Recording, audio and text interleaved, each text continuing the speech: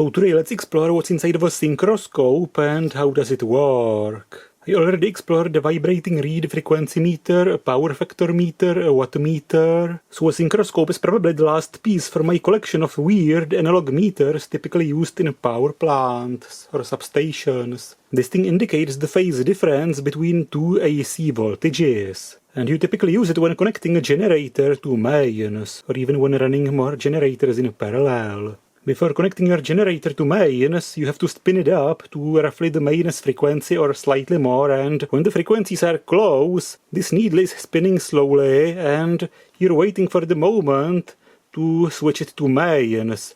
And when it reaches this mark up here, it's the right moment where the voltages are in phase and you can switch the generator to mains. This is your mains voltage, and the voltage coming from the generator has to be synchronized with it. The AC sine waves have to be the same phase, and then you can switch the generator to mains and supply power to mains. The generator can't be connected to mains when the phase doesn't match. You have to control the turbine or whatever turns the generator to get the RPM very close to mains and then wait for the moment the phase matches and then switch it on. Basically turn on the switch which connects the generator to mains. And of course when the phases are matching, the needle is up here, and when it's 180 degrees apart like this, the needle is down there. The principle of a synchroscope is kind of similar to a power factor meter because it also compares the phase difference between two sine waves. But a synchroscope compares the phase difference between two voltages. A power factor meter compares the phase difference between the voltage and the current. And the synchroscope can measure basically full 360 degrees. The power factor meter only measures plus minus 60 degrees. And the needle goes from one stop to another stop, and so the moving coil can be connected using springs. This one can spin infinitely, so the moving coil has to be connected a different way. But in both cases, it's one moving coil interacting with two stationary coils, or sometimes the other way, two moving coils interacting with one stationary coil. The marking of it is poorly visible, but it has the same symbol as this one, vertical operation, a balanced ferrodynamic system, two coils interacting with one coil. It's for AC voltage. This one seems to be single phase. The power factor meter is for 3 phases but sensing just one phase. And it's not easy to see, but it says 100 volts. These panel meters are typically made for AC voltages like 120, 220 volts, or for 3 phases 380 volts. But this one is 100 volts, which is typically used if the voltage is higher than 380 volts, and then it's using a voltage sensing transformer. Stepping the high voltage down to 100 volts, which is kind of a standard voltage used for these meters. And it's actually quite big and heavy. And let's take a look at the back of it. There are 2 pairs of terminals, so it's basically 2 single-phase AC voltages, and it compares their phase. It could of course be used for 3 phases, but you're sensing just one phase. You don't have to sense the other 2. One is always 120 degrees ahead and one 120 degrees behind. And it seems like this one doesn't require any external shunt or circuitry. It has this inductor here and this power resistor built into it. And to compare the phases of 2 voltages, you basically need 3 coils. One pair to generate a rotating magnetic field, and then the third coil aligns with this rotating magnetic field based on the phase of the current in it. So let's make a guess what's inside of it. 2 stationary coils maybe. Each of them is split into 2 halves. The blue one generating a magnetic field in this axis, and the orange one generating a magnetic field in this axis. And if the currents are 90 degrees shifted, it generates a rotating magnetic field.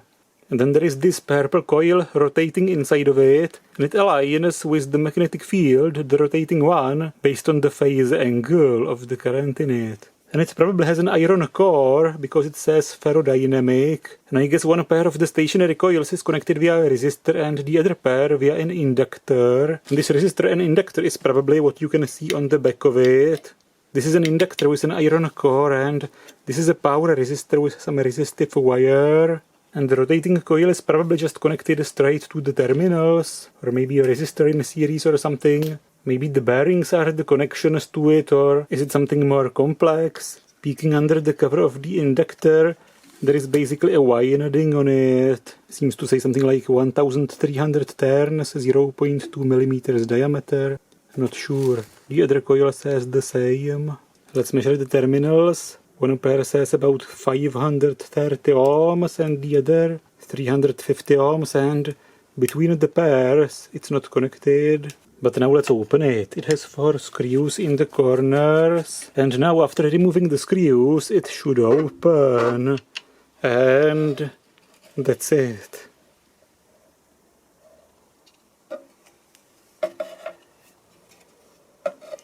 It looks interesting, a bit complex. This is just a box, and of course it used to have a glass in the front, but this is long gone. It was probably dropped, and here is some rubber seal, which is kind of falling apart of age. This is probably from the 60s. But it seems like the system is intact. Nothing is stuck, nothing rattles. It just nicely rotates. The needle is basically on a shaft, and there is an iron core with 4 coils on it, as I predicted. And they seem to be connected in pairs. The opposing coils are basically in a series. And for the needle there is some counterweight. And in the center there is a rotating coil. Not sure how much you can see actually. Should I take the front panel off? So let's see. So the front plate is off now, and now I look completely dumb because I could have removed these front plates without removing this bearing.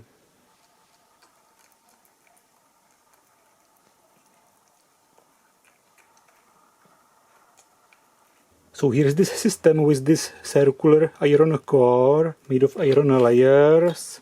And the 4 coils, these 2 are in series and these 2 are in series. And here's the rotating coil in the center of it with a counterbalance for the needle. It looks nice. Now let's put the bearing back on before I break something. It seems to be fine. And this system is basically what I expected, but there seems to be something extra. Another 2 coils, and it seems like the rotating coil is not connected through the bearings. The rotating coil seems to be inductively coupled. Basically, to get the AC voltage into it, it's using these stationary coils, which are coupled through this iron core into this coil, which is rotating. And from this coil, via these 2 wires here, it goes into the rotating coil in the main system here. And this is more complex but more reliable than using the bearings as contacts or using some sliding contacts to get the current from the stationary part into the rotating part.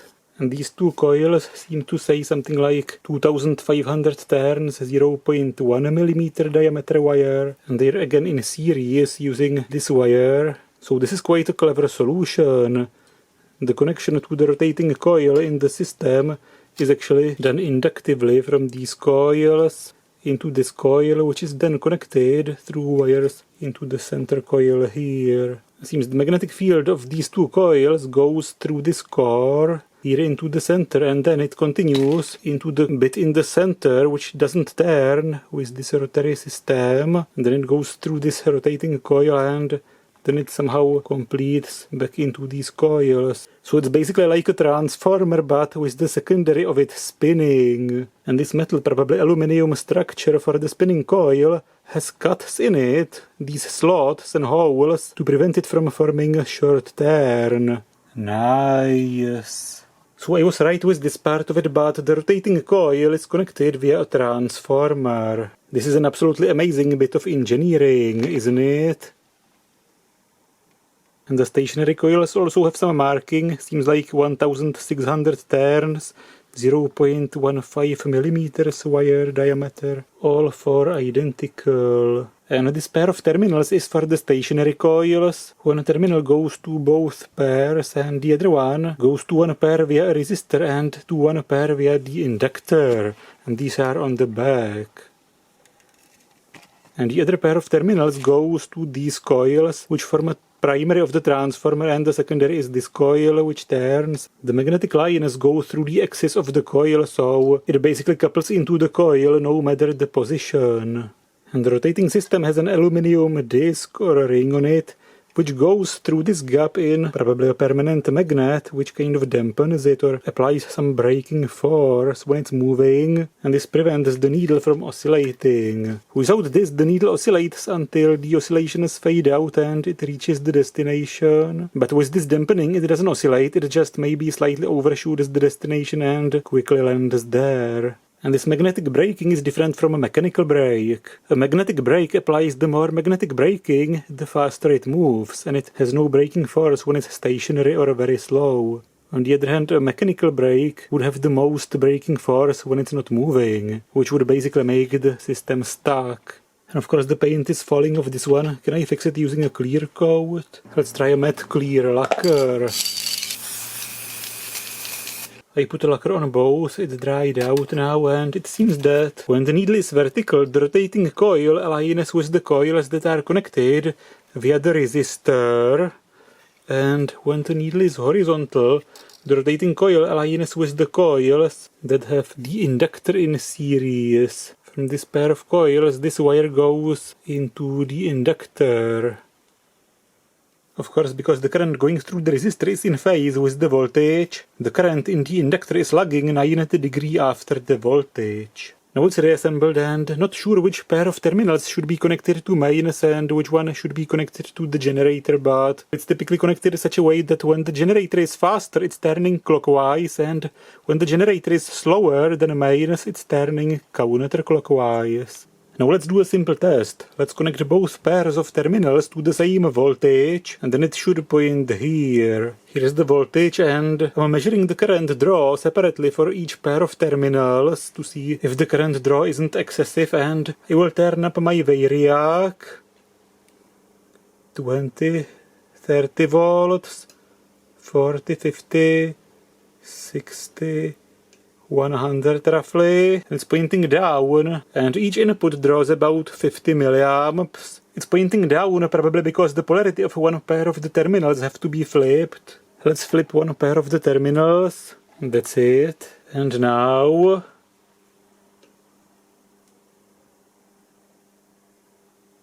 it's pointing up. So that's it. It seems to work. It doesn't seem to draw a crazy current. And please consider supporting my channel on Patreon or using the thanks button. And big thanks to all of you who already support me. And in the next episode, I will try to run it on some DC to AC converter with a variable frequency, to see how it behaves when the frequencies don't match.